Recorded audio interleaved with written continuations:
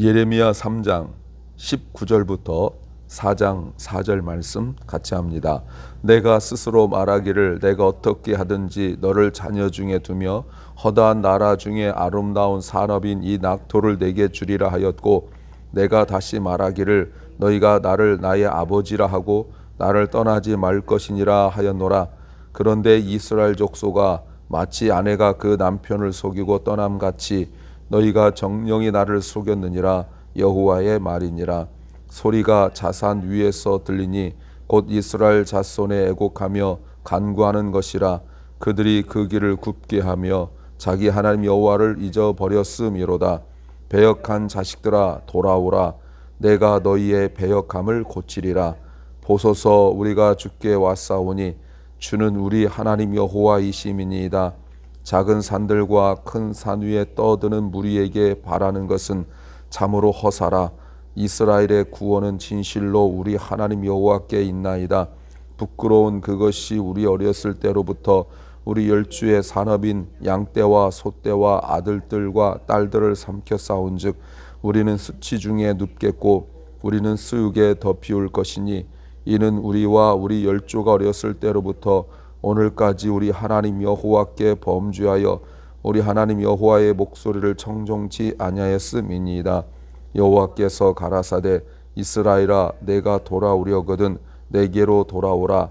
내가 만일 나의 목전에서 가증한 것을 버리고 마음이 요동치 아니하며 진실과 공평과 정의로 여호와의 삶을 가리켜 맹세하면 열방이 나를 인하여 스스로 복을 밀며 나로 인하여 자랑하리라. 나 여호와가 유다와 예루살렘 사람에게 이같이 이르노라. 너희 묵은 땅을 갈고 가시 덤불 속에 파종하지 말라. 유다인과 예루살렘 거민들아, 너희는 스스로 할례를 행하여 너희 마음 가죽을 베고 나 여호와께 속하라. 그렇지 아니하면 너희 행악을 인하여 나의 분노가 불같이 발하여 사르리니 그것을 끌 자가 없으리라. 아멘. 예루살렘이 우상 숭배를 하고 또 큰 나라들을 의지하면서 하나님을 버렸는데 하나님은 돌아오라고 말씀하시고 있는 내용입니다. 설교 제목은 신앙 회복의 길을 알아야 한다. 신앙 회복의 길을 알아야 한다. 제목입니다. 우리가 신앙 회복의 길을 왜 알아야 될까요? 왜 우리는 신앙 회복을 해야 할까요?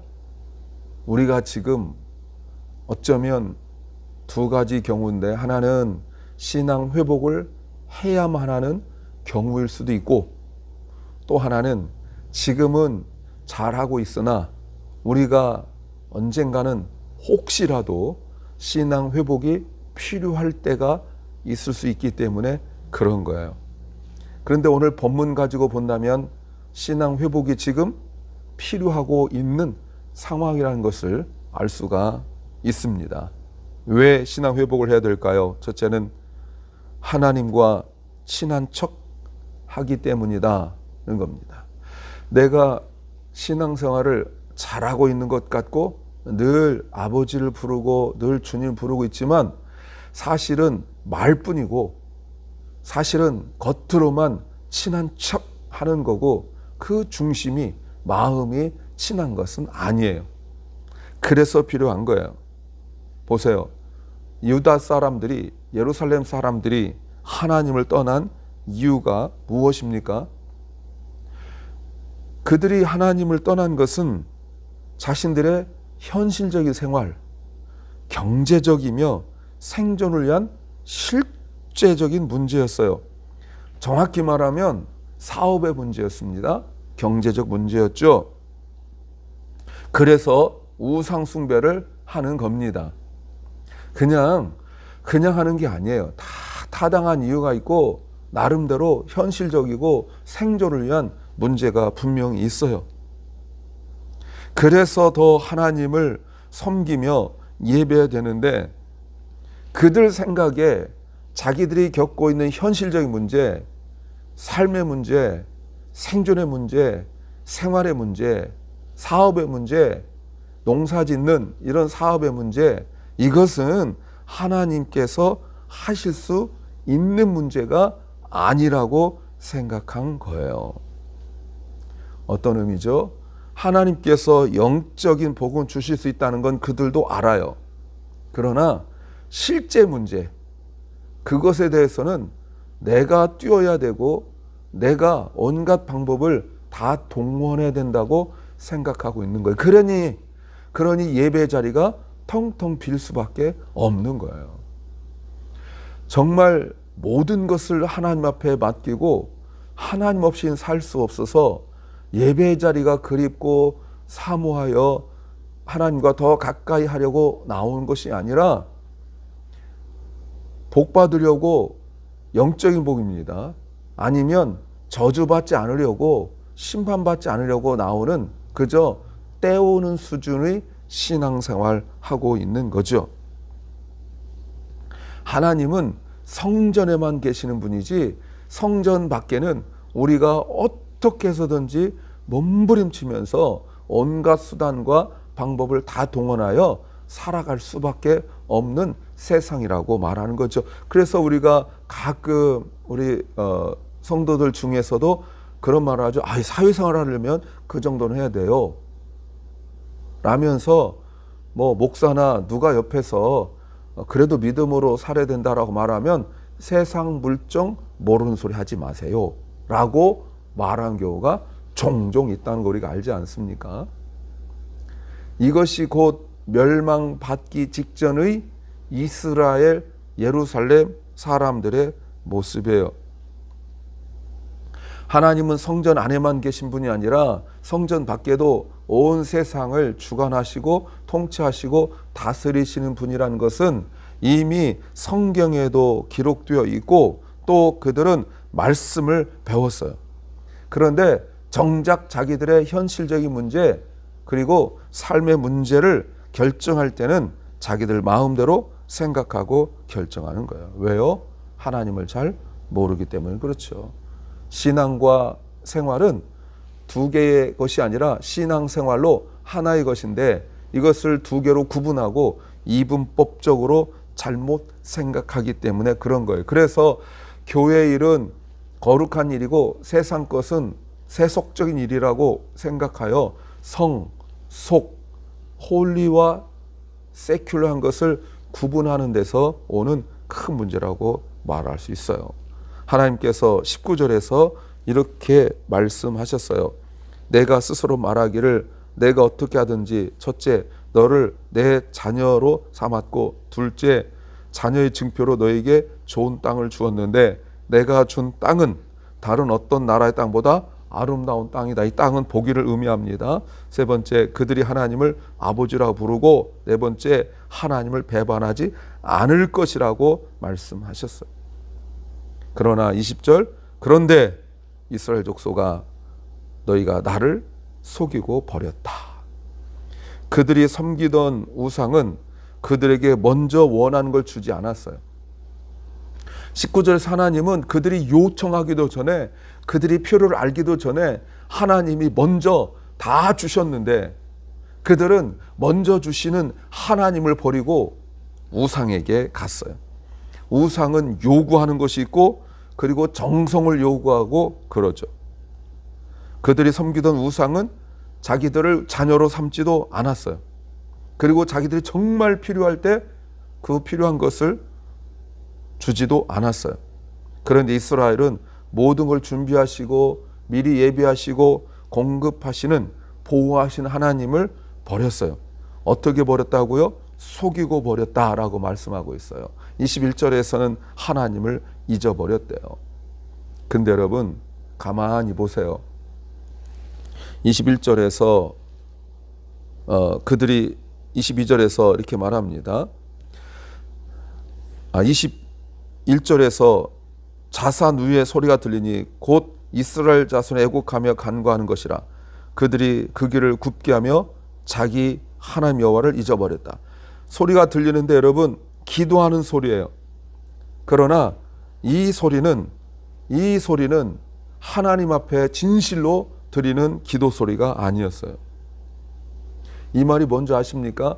요시야의 종교 개혁으로 말미암아 그 우상의 신전이 모두 파괴되고 나니까 그들이 성전으로 와야 되는데 성전으로 오지 않고 옛날에 자기들이 산 꼭대기에서 섬겼던 우상들이 그리워 잊지 못하여 다시 자기들이 옛날에 모였던 그 산으로 가고 있는 거예요. 우상을 섬기던 자리에서 하나님께 기도하는 거예요. 성전은 언제 와요? 일주일에 한 번? 마지 못해 한 번 나오고 우상을 섬기던 곳은 매일 갑니다. 그러니까 내가 매일 가서 그곳에 우상을 섬기는 거예요. 사랑하는 여러분, 이미 우리가 앞부분 4절과 5절에서 보았죠. 4절에서 네가 이제부터는 내게 부르짖기를 나의 아버지여, 아버지는 나의 어릴 때부터 보호자시오니 나를 사랑하고 보호하시는 분이시니 노를 한없이 계속하시겠으며 끝까지 두시겠나이까 하지 않겠느냐. 하나님과 기도하고 친한 척하지만 삶의 변화는 없고 언제나 계속 고치지 못한 습관으로 예배는 뒷전으로 밀려버리는 그런 걸로 말로만 신앙생활하고 있다는 겁니다. 두 번째는 먼저 할 일을 미루기 때문이다는 겁니다. 하나님께서 말씀하셨어요. 22절에서 돌아오라, 4장 1절과 2절에서도 너희가 돌아오려거든 내게로 돌아오라고 말씀하고 있어요. 돌아오라. 계속 주님은 돌아오라고. 왜 주님은 그들에게 돌아오라고 말씀하시죠? 그들이 어려움 때문에 자꾸 다른 사람을 의지하기 때문에 그래요. 애굽이란 사람, 그리고 아수르란 사람을 의지하고 있어요. 그들은 많이 가졌기 때문에, 그들은 강하기 때문에 내가 필요한 것을 줄 것으로 믿고 확신하고 있는 거죠. 근데 하나님은 뭐라고 말씀하십니까? 너희가 고침을 봐야 된다라고 말씀하고 있어요.